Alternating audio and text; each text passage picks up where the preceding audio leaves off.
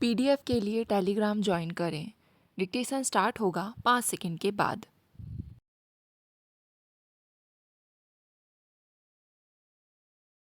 बहनों और भाइयों, 1 वर्ष पहले मैंने आपको यहाँ से संबोधित किया था। उस समय देश की जो हालत थी, विरासत में जैसी सरकार हमें मिली थी, जो आर्थिक परिस्थिति थी, उसका मैंने थोड़ा-सा ब्यौरा आपको दिया था।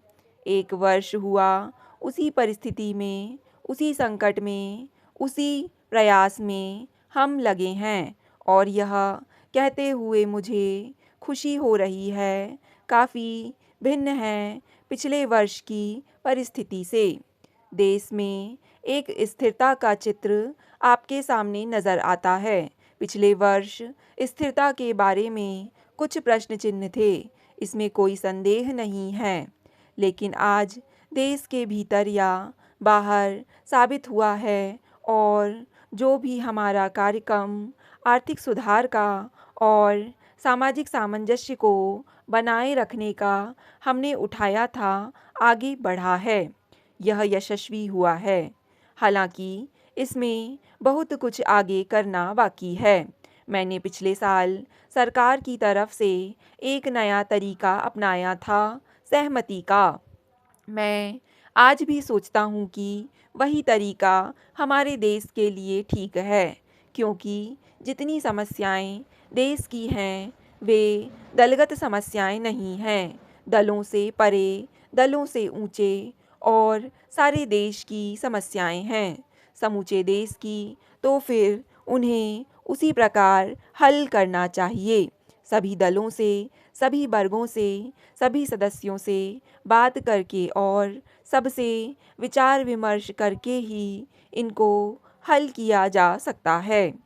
आज भी मैं यह मानता हूँ कि यही तरीका अच्छा है और मैं कहना चाहता हूँ कि इसी तरीके को हम जारी रखेंगे।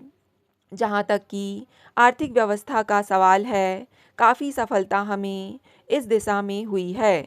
पिछले साल जो हमारी परेशानी थी वो आप जानते ही हैं। यहाँ तक कि हमें सोना भी गिरवी रखना पड़ा था।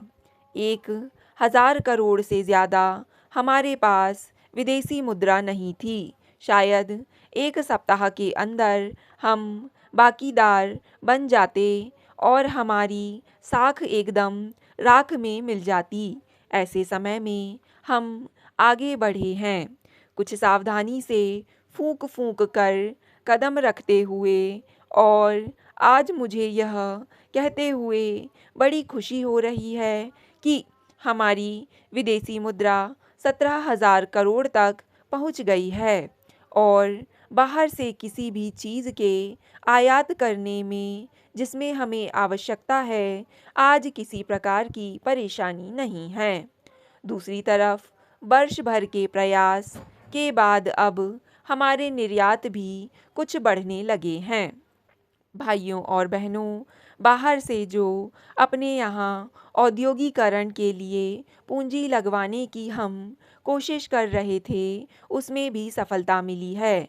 कोई 3,000 करोड़ से अधिक आज तक संकल्प हमारे पास आ चुके हैं। थोड़ा समय लगेगा ये पूंजी लगने में, लेकिन ये बहुत बड़ी रकम, और ये केवल रकम के दृष्टिकोण से नहीं बल्कि प्रौद्योगिकी के दृष्टिकोण से भी बहुत महत्वपूर्ण है। और इसके साथ साथ जो हमारी देसी पूंजी है यहाँ के उद्योगपतियों की, वह भी काफ़ी बड़े पैमाने पर लगने वाली है। उनके जो आवेदन हमारे पास आ चुके हैं और उनके हिसाब से लगता है कि कोई 35-40 हज़ार करोड़ रुपए तक पूंजी यहाँ देसी पूंजी लगने वाली है, जिससे औद्योगिकरण को और आगे तरक्की मिलेगी और उसे आगे बढ़ाया जाएगा। अभी तक महीने 1.5 महीने पहले तक सोच रहा था कि इस साल कुछ बारिश कम होगी, लेकिन कुछ परेशानी होगी। अब मैं सुनता हूँ कि कुल मिलाकर देश में बारिश अच्छी हुई है। अच्छी फसलें होने की आशा है। इसलिए इस बात की आशा हम करें कि एक आम खुशहाली देश में रहेगी और परेशानी से हम मुक्त हो जाएंगे। जो परेशानी आ जाती है जब बारिश कम हो जाती है, सूखा पड़ता है, परेशानी बहुत ज़्यादा हो जाती है, ये आप जानते हैं। अब मैं एक दो ऐसी बातें आपके सामने रखना चाहता हूँ जो हमारी नीति से संबंधित है और मैं सोचता हूँ कि उन्हें पूरी तरह से समझ लेना चाहिए।